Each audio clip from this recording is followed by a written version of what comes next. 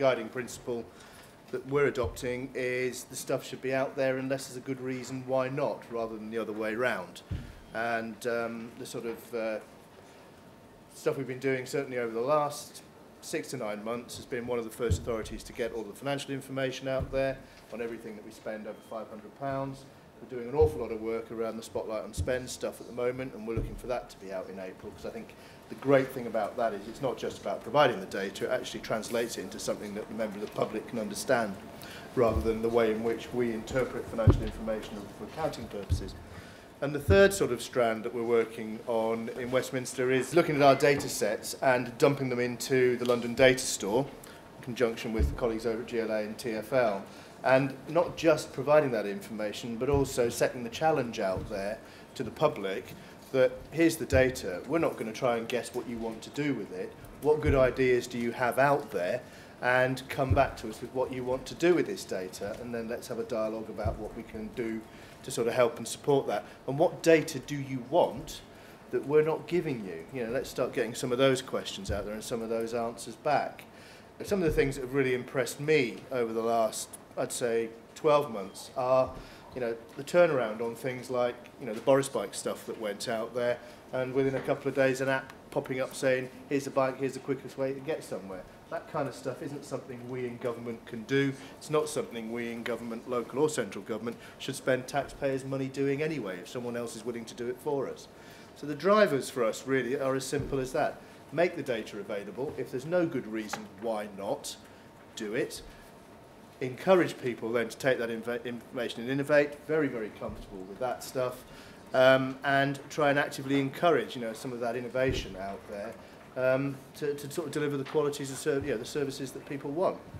What more can I really add, really? I really don't think this is complicated stuff. You know, I think, you know, that's what it's about. At the end of the day, I'm a taxpayer as well, and I happen to own this data, and I think it's right that it should be out there. What barriers have you come across within the authority to this approach? The barriers... Everyone's lined up behind it. Yeah, I mean, the barriers are pretty simple.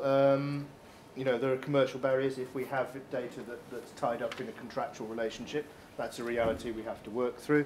And mainly that comes around intellectual property. You know, we're having interesting discussions with our colleagues in Ordnance Survey, for instance, over the extent to which geographical information is covered by OS, intellectual property. Don't know the answers, but let's have that debate and work it through. The other one, clearly, is around personal data, but again, I don't think that's a particularly complex thing. The Data Protection Act has been around for a very, very long time. We've been working with it for a very, very long time, and actually, for that matter, so we have with FOI. So, you know, understanding the essence of those acts, understanding the right and responsibility to protect personal data, and having clarity around that, means that, you know, you can then move on to what we can release. So I don't view either of those particularly as blockers. They're just things that you've got to work through and get right. Pretty straightforward, really. Are you expecting this to save the council money, and have you done any calculations around it? Yes, I'm expecting it to save money. No, we've not done calculations on it because actually we don't know what it's going to do yet, frankly. The reason I know instinctively it's going to save money is, you know, bluntly, more information's out there, the easier it is for us to basically point people to that data under FOI and things like that, rather than creating an administrative overhead internally. I think, though, the really exciting area is the innovation piece, the extent to which people will take data and build services, online services, applications, at no cost to the taxpayer. Hey, that's a saving. And if it improves use of services and efficiency on service consumption, that's a saving as well.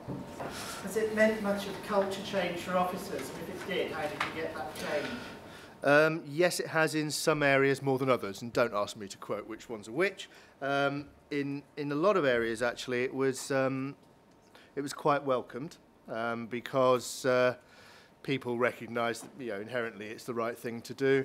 In those areas where there was resistance, the discussion or the debate around FOI is a great door opener, because normally in those very same teams are the people that are complaining they're getting so many FOI requests.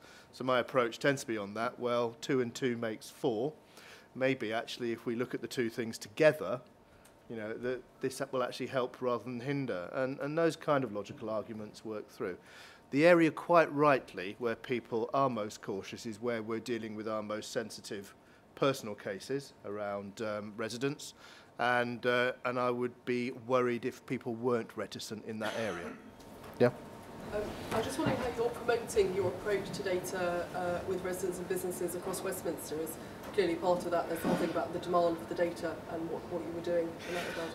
Yeah, watch this space over the next week or two. We're going to be pushing something out around that.